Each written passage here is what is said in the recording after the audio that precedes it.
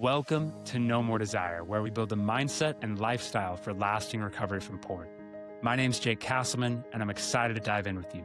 Let's get started, my friend. Hey, brothers, I have an announcement I'm genuinely excited about, and I want to take a minute right now to tell you all about it so you can be involved. On January 15th, 2026, I'm officially opening doors to the No More Desire Brotherhood. This is a free online community that has been in the works for a long time, and launch day is finally here. The No More Desire Brotherhood is a space for men who are serious about overcoming porn by building a recovery mindset and a recovery lifestyle together. Inside, you'll find support, accountability, and real connection. You'll take part in exclusive conversations, access content I don't share anywhere else, and engage in monthly challenges designed to help you set goals, share wins, and keep moving forward with brothers just like you. My entire course library will also live in this space for those who want to take the next step and invest further in their recovery. This community isn't just about quitting porn. It's about living with meaning, emotional stability, and daily habits that bless you and the people that you love. I've created this community to be what I needed during my years of porn addiction, and I'm personally very excited to connect on a deeper level with all of you, thousands of men who listen to this show, most of whom I haven't met yet. I want to know each of you and bring depth to this movement like never before. And if you've ever wished you had other men walking this path with you, men who get it, who won't judge you, and who are committed to this growth, this is your place. The community officially launches January 15th, but starting right now, I'm opening a pre-launch group. When you join, you will become an exclusive pre-launch member, helping found the culture of this brotherhood that will live on for years to come. As a special bonus, you will get free lifetime access to a course I've created called the 4 Pillars of Recovery. This is a foundational curriculum I've taught hundreds of times and refined over many years.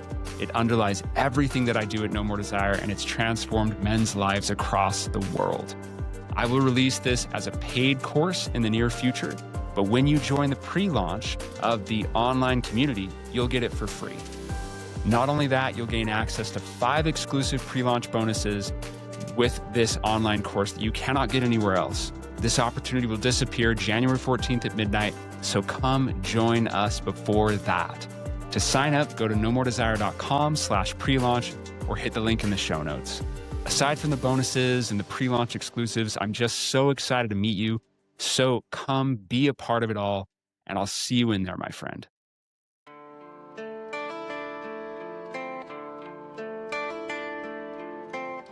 As we've spoken about, I've been through this myself, both erection problems and performance anxiety. For a long time, I did not want to say anything about it at all. I wanted to keep it a secret. As someone who struggled with a pornography addiction for years, I had no clue at the time that that was connected with PIED, right? Porn-induced erectile dysfunction. That was something that nobody had told me about. As a guy, I just felt like, okay, something's wrong with me, or I guess, I feel like an old man. I was in my senior year of high school. We start to question ourselves. What if I'm broken? What if there's something wrong with me? What if I will never be able to get this sorted? What if I can never satisfy my partner? Eroticism, it's broader than just sex. It's about feeling alive. And when we're stuck behind a screen, or when we're avoiding dealing with things, we are disconnecting from our aliveness. Aliveness isn't a screen, it's not a movie, it's experiences. These are the things that make us feel alive.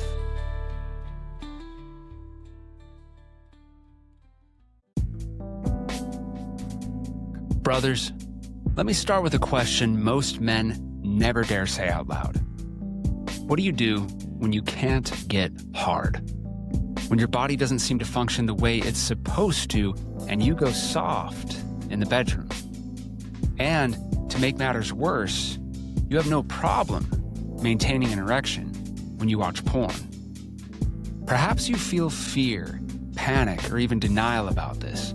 Perhaps you blame your partner, thinking it's her fault that you can't get it up. Perhaps you feel like you're broken. Maybe you question your manhood. Underneath it all, you ask, what's wrong with me? Erectile dysfunction, especially when it's experienced at a young age, creates embarrassment, confusion, and anxiety. It also creates distance, shame, and sometimes years of silence surrounding intimacy. Most of us men feel completely alone in this experience. We think we're the only ones. We think we've failed at being a man. And too many of us carry these questions into our relationships with no guidance, no language to express ourselves, and no hope for change. That's why today's episode matters, because this conversation goes straight to the root of the issue, not just the symptom of losing an erection, but the deeper emotional and psychological landscape behind this symptom. The nervous system shutdown, the shame loop, porn conditioning, the identity wounds, the performance anxiety, and the disconnection that keeps men stuck in their heads instead of present in the moment in their bodies. To help us unpack all of this, I brought on someone I respect, Shay Doran. Shay is a men's coach who specializes in helping men overcome performance anxiety and erection issues in a grounded, practical, and deeply human way. He teaches men the roots of things like ED and helps them not only overcome performance anxiety in the bedroom, but outside of the bedroom as well. Shay lived through this struggle himself. He's helped men all over the world rebuild confidence, reconnect with their partners, and step out of the cycle of fear and shame. In today's episode, we're going to explore why men actually lose erections, how porn reshapes arousal pathways and trains the brain away from real intimacy, why performance anxiety becomes a loop men get trapped in, and how to break it, how to reconnect to presence, embodiment, and a healthy sexual identity, and what it really takes for men to feel alive, confident, and connected again. If you've ever wondered, what's wrong with me? If you've ever felt ashamed, disconnected, or if you've ever hidden behind porn because it felt safer than being vulnerable, then this episode is for you. Before we dive in, my friend, a reminder to follow this podcast, hit the notification button, and shoot me a rating so that we can build this show together. Let's get into it. Brothers, welcome to the show. So awesome to be here. I have Shay Doran on today. Shay, welcome, man. Thank you very much for having me, Jake. Yeah, it's a total joy and so awesome. You know, what we're talking about today, I think is going to be extremely important for a lot of men all over. I know it was important for me. And if I would have had someone come on an episode and talk about it, it would have brought so much relief to me. And it's just something that most of us don't even talk about. So I think it's gonna be great, man. Most guys feel totally alone when experiencing erectile dysfunction issues and performance anxiety. Okay, what do you wish men knew about how common this really is? And talk a bit about your own story and what you learned through that.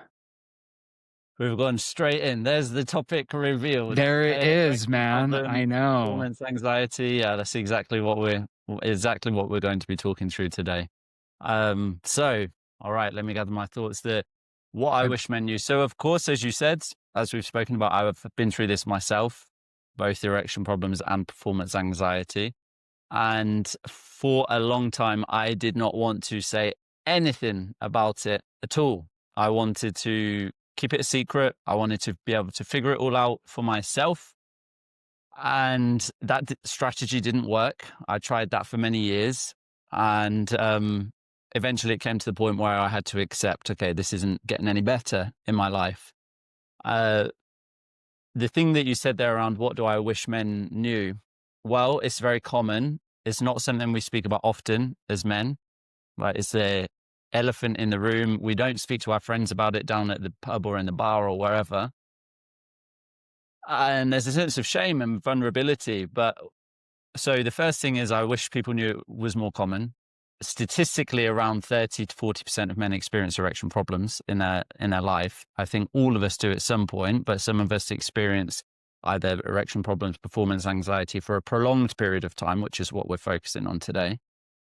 So I wish you guys knew that they're not alone. And also that by hiding it, when we hide it, it keeps a sense of shame, which adds to the pressure. It stacks the pressure. So it ultimately makes the whole situation worse because we're increasing the amount of stress and pressure around it by hiding it. And that was me, man. That was my story as well. For me, it was a struggle dealing with, as someone who struggled with a pornography addiction for years, I had no clue at the time that that was connected with PIED, right? Porn-induced erectile dysfunction. That was something that nobody had told me about. And so, as a guy, I just felt like, okay, something's wrong with me, or I guess, I feel like an old man. So it was awkward. It was strange. Who could I ever tell about that? I was in my senior year of high school when I recognized that. It was an incredibly vulnerable time in general, let alone dealing with that. And so I was curious for you, Shay.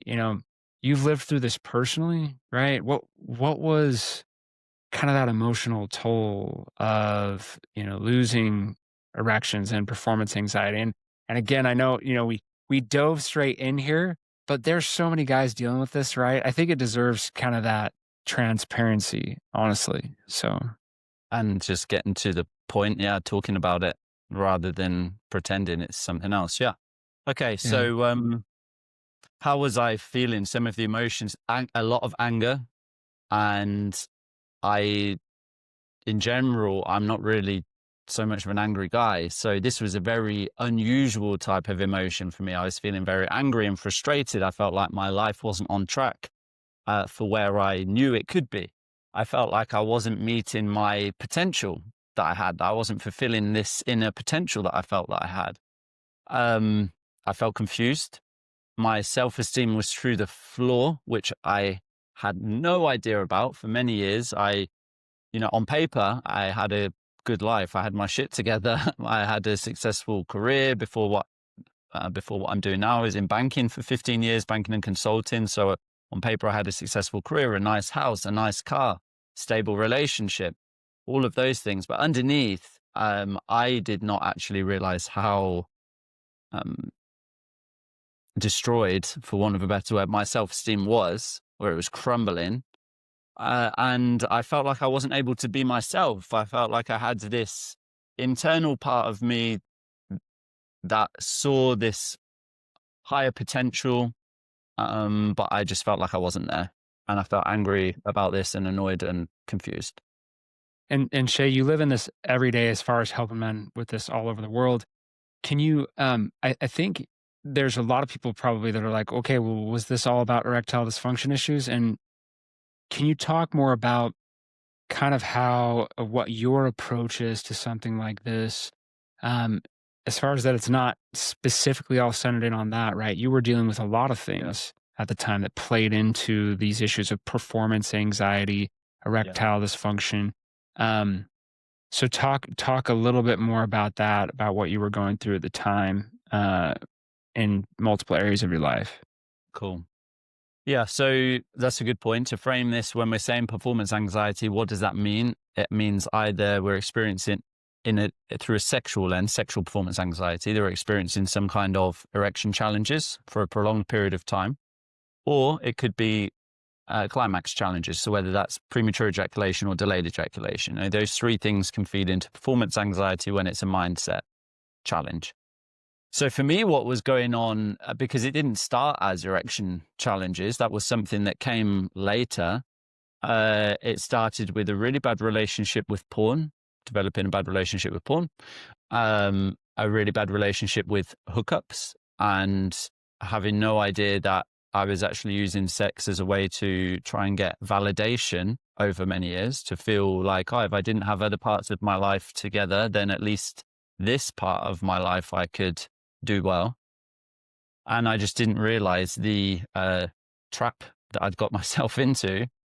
And then, of course, it creates its own, whether we call it an addiction cycle or whatever word we want to give it, this craving of needing more and more and more.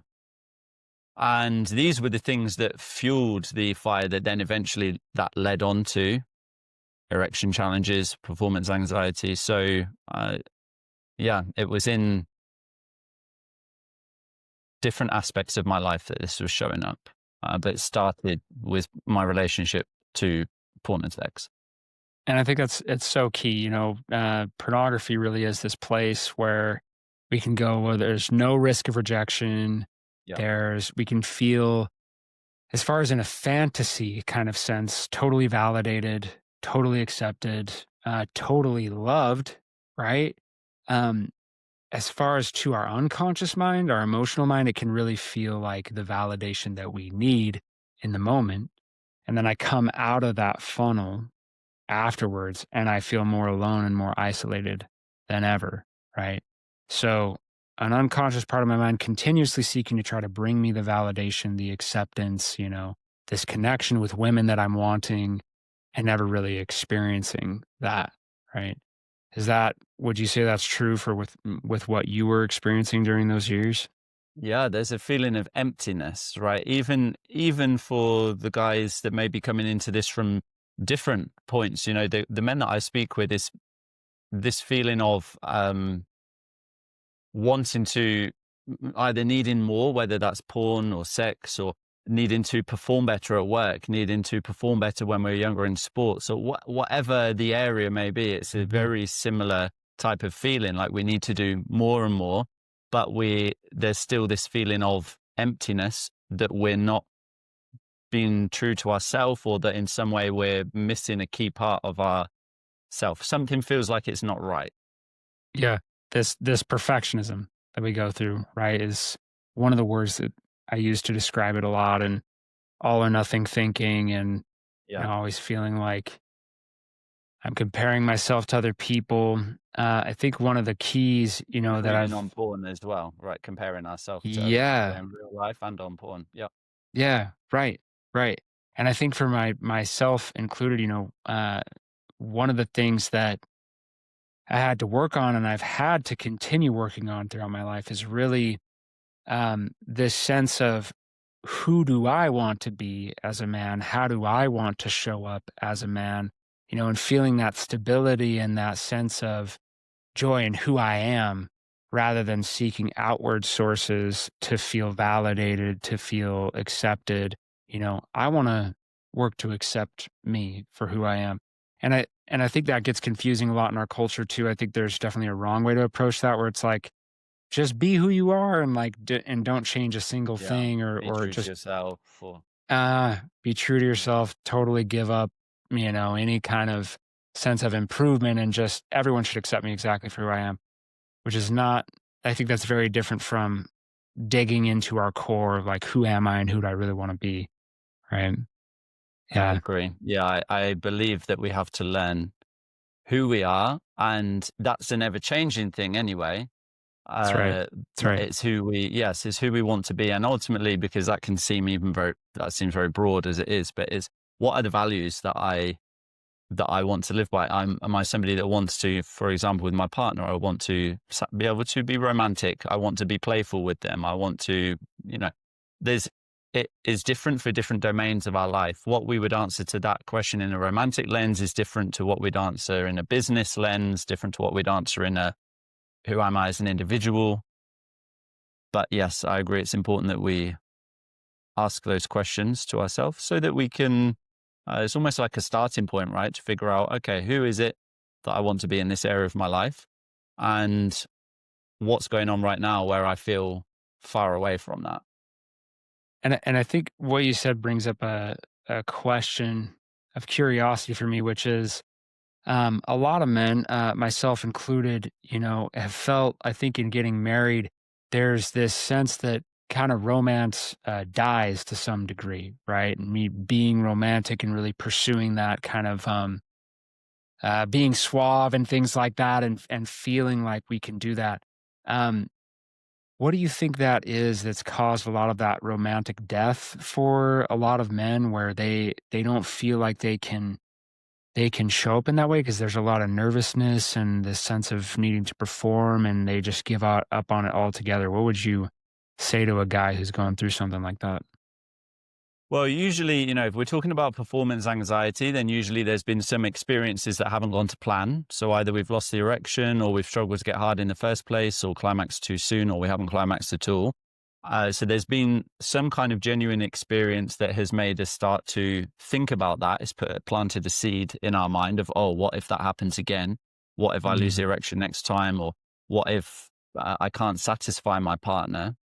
So there's generally something that happens that makes us start thinking about that. But in a broader sense, yes, in a relationship in general, after we've been with somebody for some time, of course, the novelty wears off and it's something that we have to actively work at keeping desire alive. I often talk about containers of where intimacy thrives and where it dies. And the types of places where intimacy dies is where there's low emotional vulnerability. We don't really talk about sex, intimacy openly, desires, etc. Where it's very status quo and it's just the routine, and when erection challenges or performance anxiety is happening, not all the time, but a lot of the time, this will be the kind of container that the relationship is in a erotic sense, right? There's low emotional vulnerability. There's low um, safety because perhaps the partner has reacted and said something. The amount of guys that I've spoken to and their partners had a negative reaction to their performance anxiety or erection challenges. And it can be really difficult to get that out of our head and to know how do we work through that. And it can just play into a loop that continues to make the same thing happen over and over again. So coming back to the question of why does intimacy feels like it dies off? Well, one, because the novelty, even if there was no erection challenges or performance anxiety, it's still going to feel like the novelty we once had isn't there. So we have to actively work at that, but we have to know how to do it, which nobody usually teaches us. And secondly, there's usually experiences that don't go to plan when we're talking about performance anxiety or erection challenges, Yeah, which makes us get into this loop of overthinking, feeling stuck in our head. that's very good.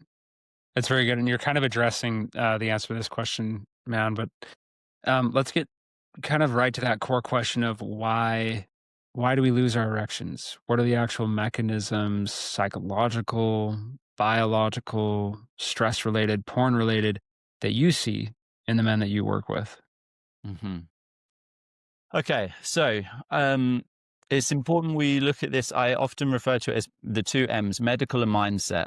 Right. So there's either something medical going on or there's something related to our mindset going on. It's always really important that we get that medical box ticked first of all, so that we know nothing untoward is happening there. So that means going to the doctor, getting some bloods done, testosterone levels checked, etc., to make sure we're healthy and we're in a good place. Right. Most of the time we are. It's just important that we do that first. What I believe for most guys that are experiencing erection or ejaculation issues, it's mindset. So how that comes about is, from my experience, usually a stacking of events. Right, one of those that we've just spoken about is genuine experiences that don't go to plan, whether that has been recently or whether it has just felt like intimacy has never really gone to plan since college or whatever age, right, that we first started being intimate. So that's one event, this stacking, or one level of the stacking experiences that haven't gone to plan. Second is then our childhood, which most of the time we think, oh no, I'm fine. It wasn't too difficult. My childhood didn't really, especially as guys, I see we often think this, I don't need to do any work on my childhood. Everything's okay. There wasn't really anything there that influenced it. And it's not that we have to spend weeks and months and years unpicking everything from our childhood. No, but it's important to understand that performance anxiety or thoughts of self-doubt don't randomly start when we're an adult. The seeds are planted at a much younger age. So whether that looks something like we wanted to be better in sport than we were, or we felt like there was a sense of pressure to be better in sport or music or academics, comparison to our siblings, comparison to other kids. If it felt like we would try our best, but it was never good enough, or we were only really feeling loved or rewarded when we got the good grades or when we did the thing that our parents liked, and so we start to ask ourselves these questions of, oh, what if I'm not good enough? Or we don't perform in the top level that we could do in academics or in sport. And our parents say to us, you could do better than that. Or they're just focused on the result, getting a better result. So we start to ask ourselves these questions. What if it goes bad again? What if the same thing happens next time? What if I can't satisfy, different context, but same thought, what if I can't satisfy my caregiver, parent? What if I don't receive their love? And so we ask ourselves notice how it's very similar set of questions, but now in our adult life, and it's with our partner. What if I can't satisfy them? What if I'm not enough? What if it happens again? So it's important that we understand where those thoughts started and resolve that, which doesn't take much work, but it's just the courage to actually look at it rather than think it's nothing to do with it. Okay, so we've got the first two. So one is experiences that don't go to plan. Second is then the childhood, something from childhood, thoughts from childhood. The third and the final stacking of events is then there's been some kind of tipping point in our life, right? So whether that is, many of the guys that I work with either are successful in their career or they have their own business, and there's been a sense of pressure. There's been some type of situation, whether it was a difficult moment with the business or something at work that didn't go to plan, or even pressure in the relationship. But there's been some kind of tipping point that has all of a sudden now brought anxiety into the bedroom. It's been carried over into the bedroom. So we had it in other areas of our life showing up, but it never really impacted us. And now suddenly, or for some guys, it's been right from the very start of being sexual. But for many guys, it's now shown up in this area of our life. And then we think, well, I'm broken. Something's wrong with me. And what you're saying, Shay, in so many ways is really profound. It goes right along with things that I've been researching, working on clients about, writing lessons about recently, especially, which is to work on the processing of sexual fantasies with men. And how that is related here is sexuality is so symbolic in so many ways, right? It's symbolic of other things that are happening in our lives or have happened in our lives where I felt inadequate, I felt shame, I felt fear, or I felt like I wasn't enough. That comes up all the time in all sorts of areas of our lives, right? And then that translates into our sexuality and what happens in the bedroom. What happens in the bedroom is symbolic of what's happening in an overall relationship. What's happening in that overall relationship is symbolic of what's happening inside of me, right? And throughout my life. So it's far more complex than, you're not getting hard, right? That's not what it's about. Ultimately, it's about a much broader picture. Yeah, I agree. And when we say, complex is, I think as guys, there can be it always feels like this is going to be more difficult to work on than it actually is. The reality is change can be fairly simple when we know what set of tools we need to be using or what are the shifts that we need to be making.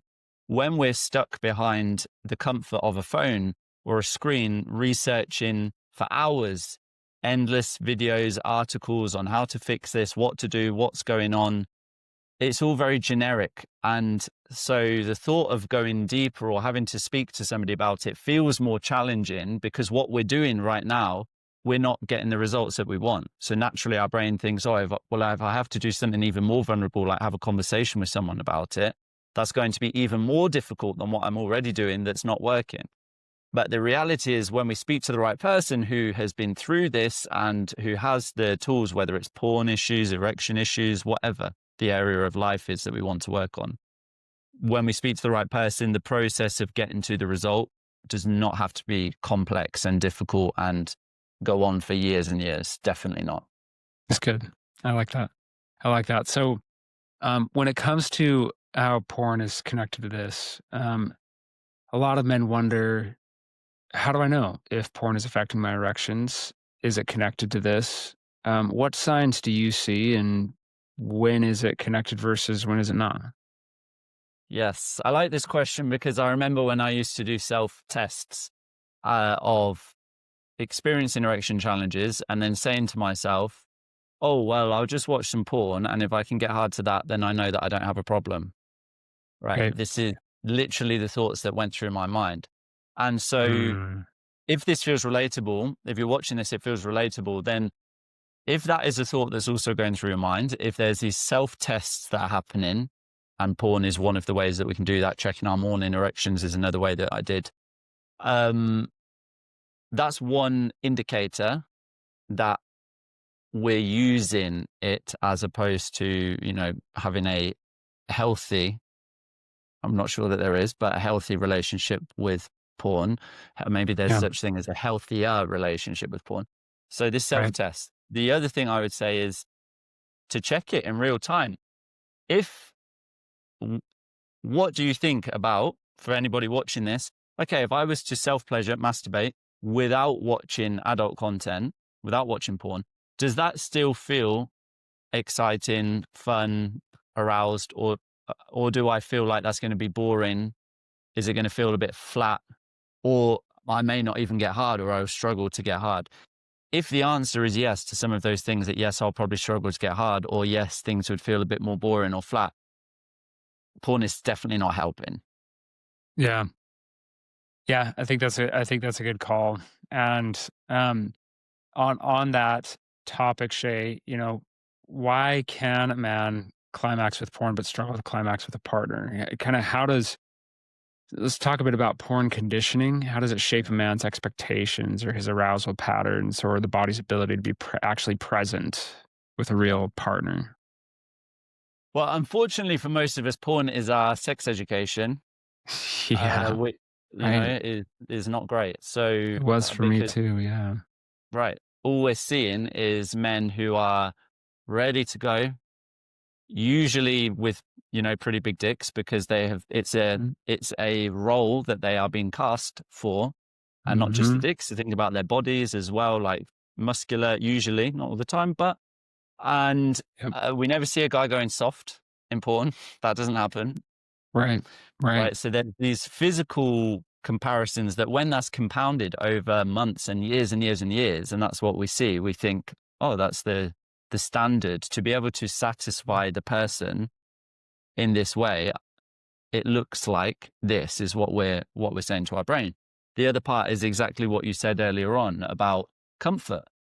It's much safer to be behind a screen with nobody else in the room watching porn. We can watch whatever we want to. Nobody's going to say no. We're not going to get rejected. Nobody's going to judge us. We don't have to answer why am I going soft to anybody? These things don't exist. And that's not even talking about the dopamine, right? The levels of dopamine, the supernatural, unnatural levels of dopamine that are released in our body or in our brain when we're watching adult content. So those things combined, over time, we're wiring our minds to think this is how I respond to pleasure. I need X in order to achieve an erection or climax, as in I need this kind of porn. And a real life sex, we're just not, over time, we're not able to match that. A partner, doesn't matter how attractive they might be or whatever the scenario may be, we will never be able to match the same levels of dopamine that are released when we're watching porn for, minutes or hours or whatever it may be.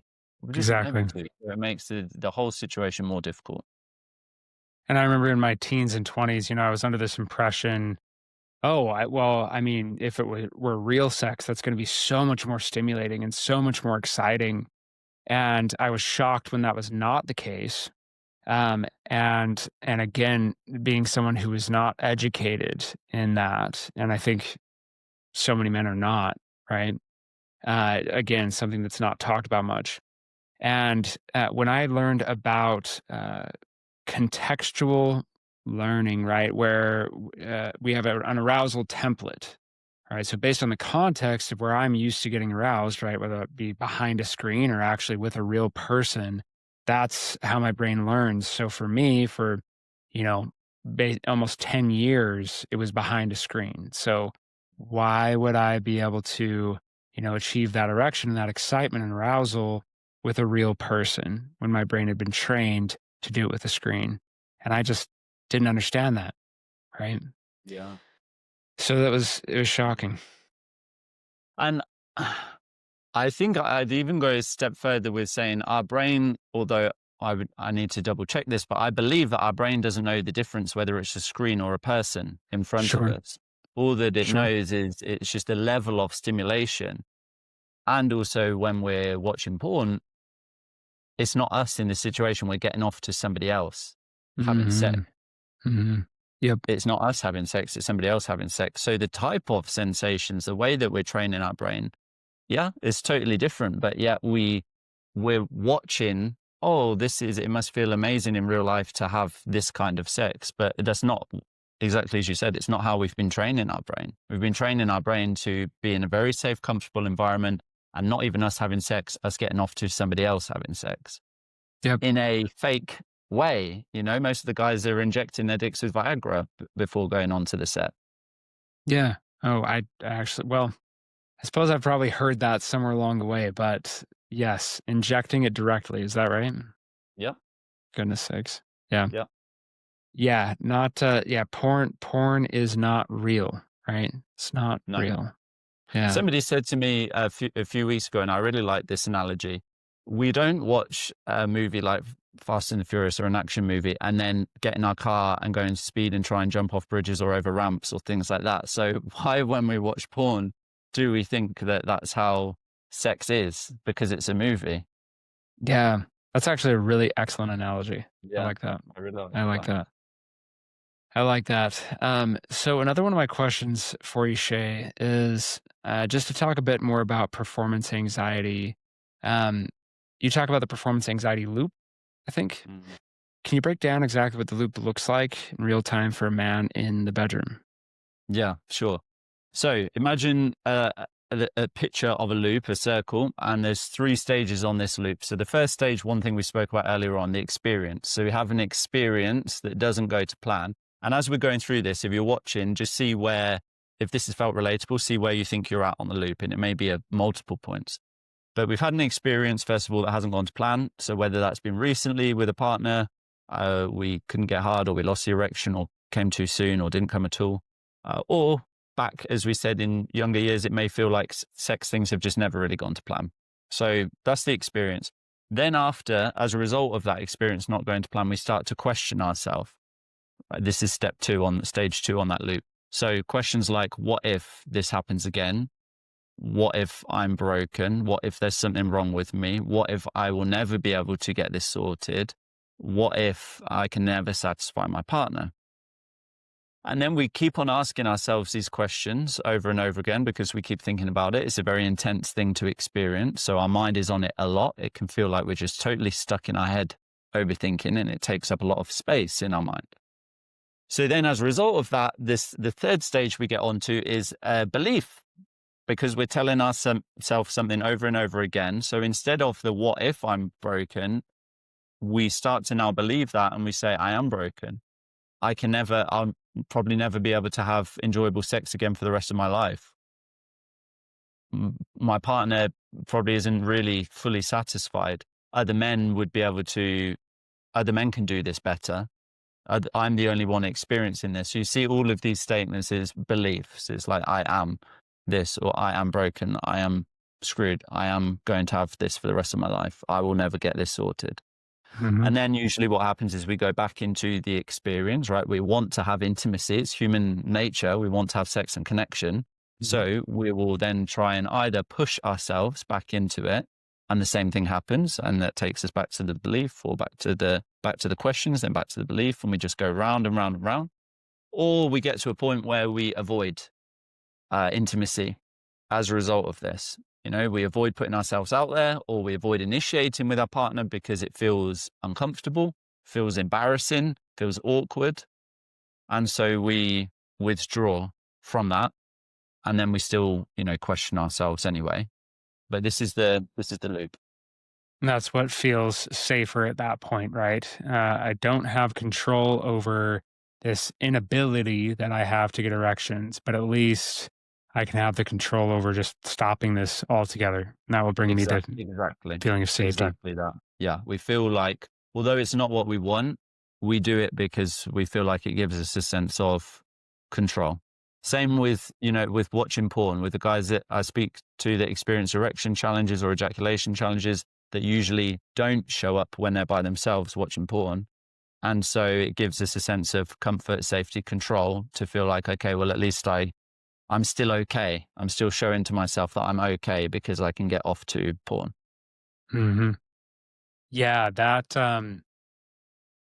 it's so interesting you say that because I think that that's something we often don't talk about either. Is this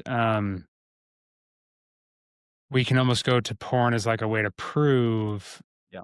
sometimes, right? Oh, my body still functions. I still can get an erection. That's almost I mean, within the realm of addiction, I would say, pornography addiction, it's a justification that a part of our mind can use. It's like, well, I need to prove that everything still works, right? Yeah. And I remember I had this uh, fear of like I don't know where this came from exactly, but there are a lot of men who've gone through it that I've seen, which is a use it or lose it. Like if I don't continue to use it, then it's going to go dormant somehow. It's not going to work anymore, which is this very, it's a very strange fear. I was going to say a childlike fear. Just it doesn't make a lot of sense ultimately, but it feels very real for a lot of guys. You know, Yeah, I yeah, hear this come up sometimes as well. yeah. I need to be having sex with as many people as possible whilst I've still got it. I think the Mhm. root, if I was to think of where the root is for that, it's self-esteem issue. It's Okay. that Yeah. we are not feeling a sense of um, internal strength about our identity. So we're seeking validation from external sources to make us feel like we're good enough, basically. And I have a short amount of time to be able to prove to myself that I'm good enough by validation from others, sex with others, or watching porn, whatever it may be, to show that I've still got it, is because there's a part of us that feels like it's missing. That nobody, by the way, can ever fulfill for us because we can only fulfill that for ourselves Yeah. through the work, through self-understanding, very what we spoke about right at the very beginning. I love that you say that too, because it's interesting when I think back on my life and like, okay, I lost that concern and that worry at some point. It went away.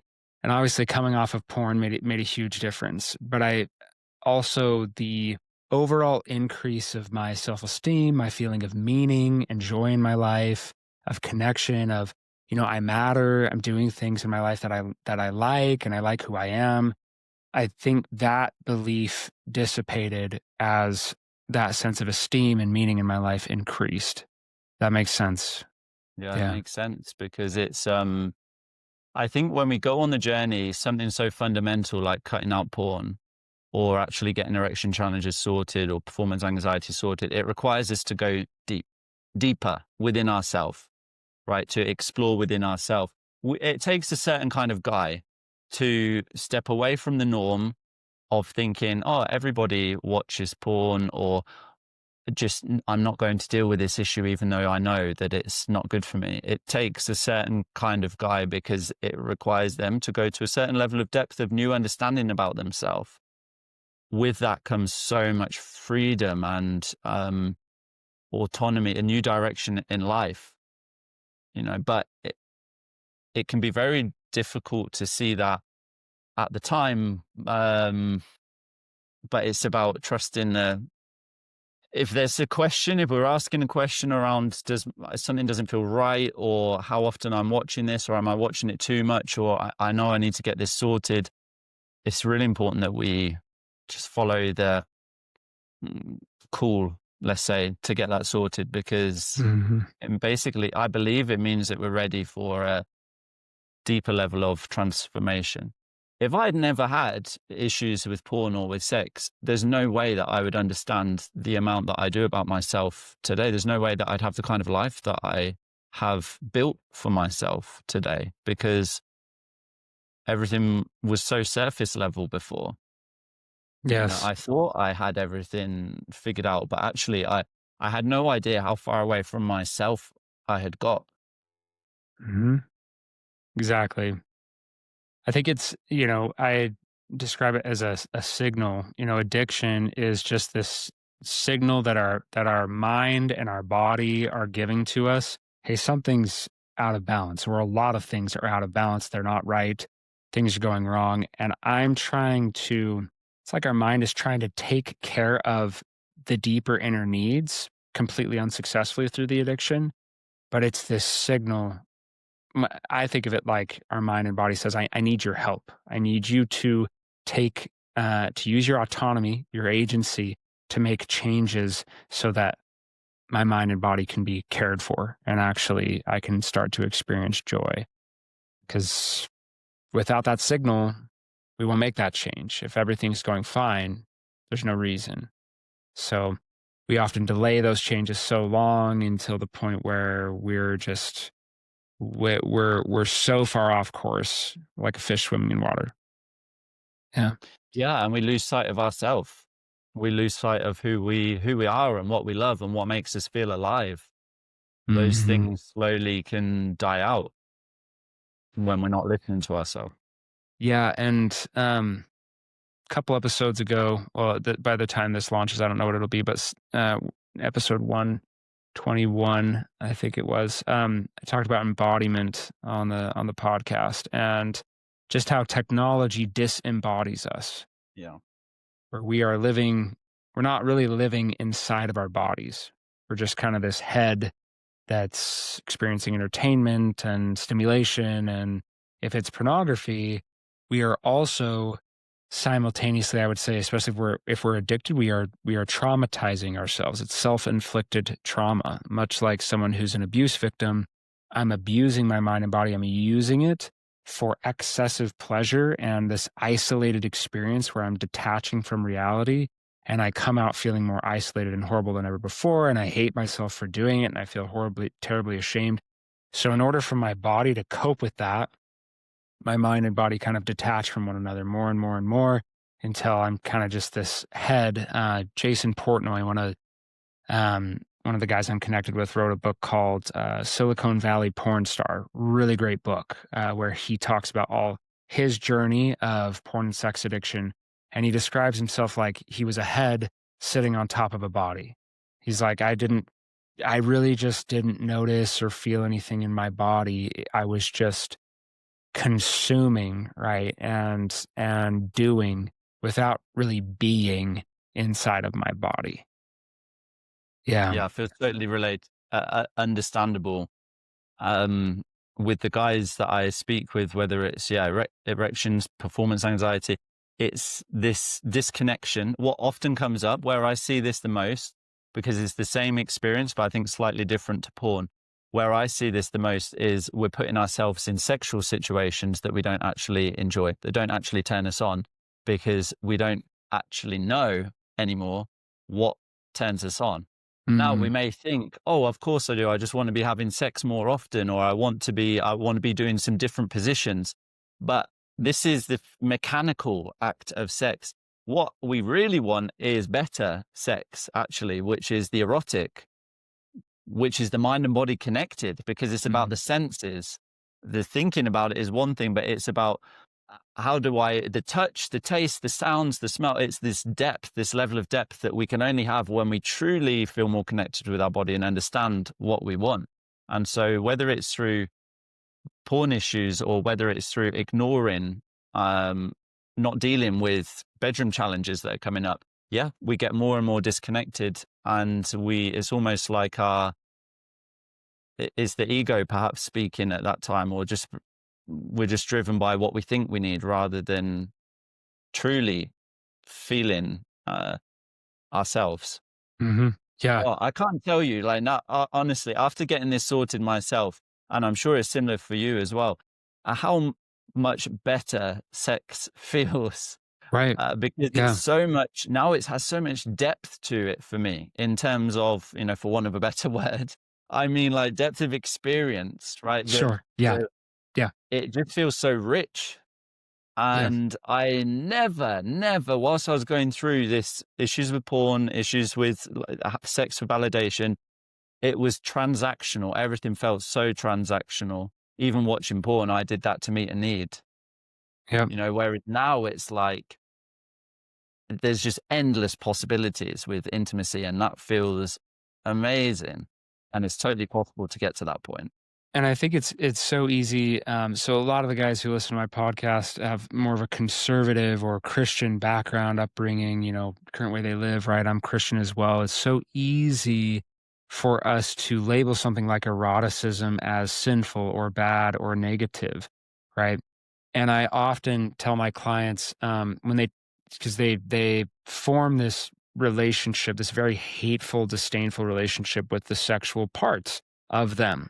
And I don't mean physical, I'm talking, mental, emotional, right? Even spiritual. And what I suggest to them is the core of that part, one of its greatest gifts is sensuality, right? Or eroticism, like you're saying. The senses, as you said. This is not just sexuality, it's being present, it's experiencing, it's being in the moment, it's enjoying things of the senses and really getting into that experience, right? And if I demonize sexuality, right, or I am filled loaded with shame about sexuality in general and about this whole experience, and it's so negative and painful for me, it's going to impact every area of my life. And so then by healing in those areas, and that can impact my sexuality and vice versa, I would say as well. Yeah. Yeah. Um, Yep. yeah. And, whilst I'm more spiritual as opposed to Christian or Catholic myself, Mhm. but I spoke to a guy, Eric Feltes, who's a coach working with men who've experienced religious shame a few weeks ago. I think actually he was the one who gave me that analogy of the Fast and Furious movie. Yeah. Yeah. And so this is his area. And a couple of things that he said that really stood out to me was that sin, the definition of sin is to miss the mark. And what God or Jesus wants for us is to love ourselves, love thyself, right? And so Mhm. if we're shaming this one part of us that is natural, it is part of us, then technically we're missing the mark, That's right. because we're not embracing part of us that it's one thing what we learn and what we see about sex, yes, and what we're told, but the actual experience of connection, of depth, of building tension, it's a beautiful thing. Exactly.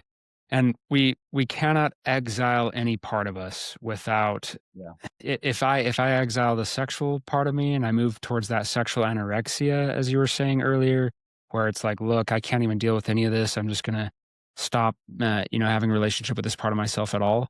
Then I exile that entire part of my psyche. I try to stuff it down and suppress it, which means my ability to be present and to be sensual and to enjoy the moment and to be in all these things and to adventure and things like that that are really so important to my happiness as a human being.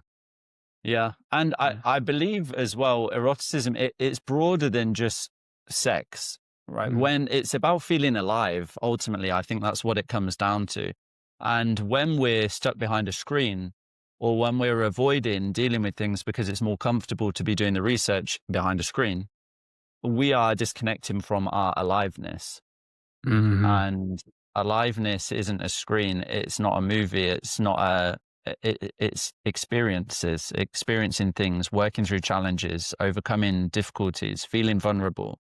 These are the things that make us feel alive. And so I believe a big part of eroticism is how alive are we with ourselves?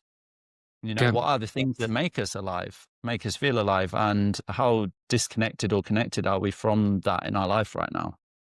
Yeah. And I often say if I don't consciously choose to include that part of me, right? The risk taking and the adventuring and the eroticism of life and being in the moment. If I don't consciously choose to integrate that into my life, it will show up unconsciously. It will show up in a way that is destructive, right? And is harming my life. I must consciously choose to integrate it in ways that I want to. Otherwise, it has to be involved somehow. So, That's right. Yeah, it yeah, doesn't disappear. yeah, that would be pornography addiction, right? Would be one of those ways that it's going to involve itself. Yeah. Yep, pornography addiction, being in more of a platonic relationship rather than an actual romantic relationship, Mm, avoiding issues, health problems. It can manifest into many different ways, but it will show up. Yeah, I agree. yes. Health problems. Yeah. Mind, body, they're connected.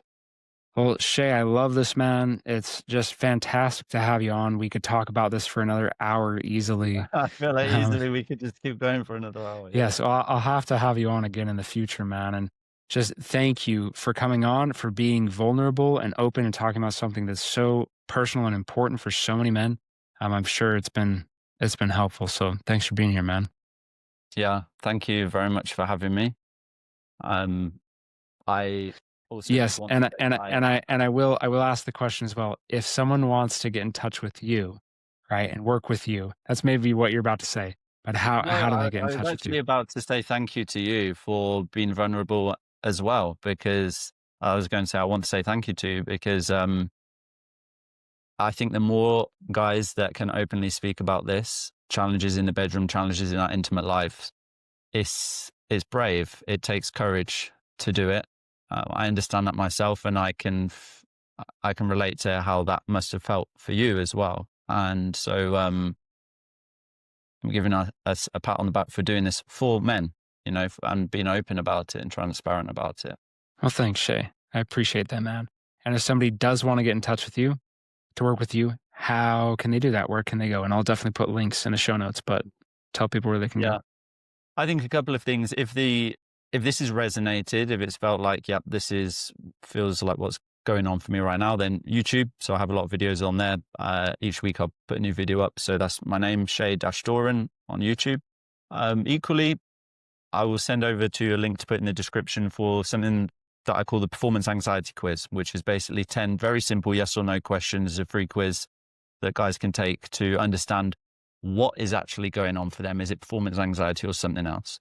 Because we have to get away from this trap of the generic information, just endless watching videos and reading articles, because it's not specific to us personally. So we have to understand what's going on for us personally to get this sorted.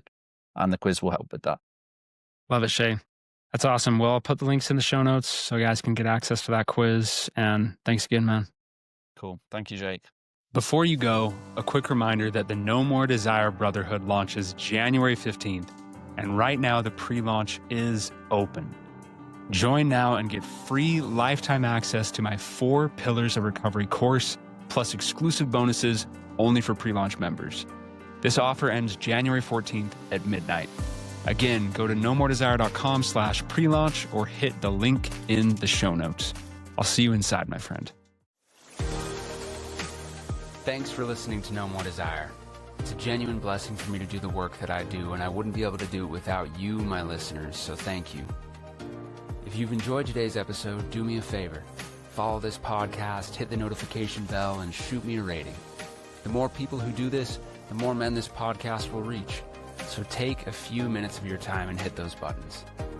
And if you want to take your sobriety to the next level, check out my free workshop, The 8 Keys to Lose Your Desire for Porn, or my free ebook, The 10 Tools to Conquer Cravings. These are specialized pieces of content that will give you practical exercises and applied solutions to overcome porn addiction. And you can find them at nomordesire.com. As a listener of the No More Desire podcast, you are part of a worldwide movement of men who are breaking free of porn to live more impactful, meaningful, and selfless lives. So keep learning, keep growing, and keep building that recovery mindset and lifestyle. God bless.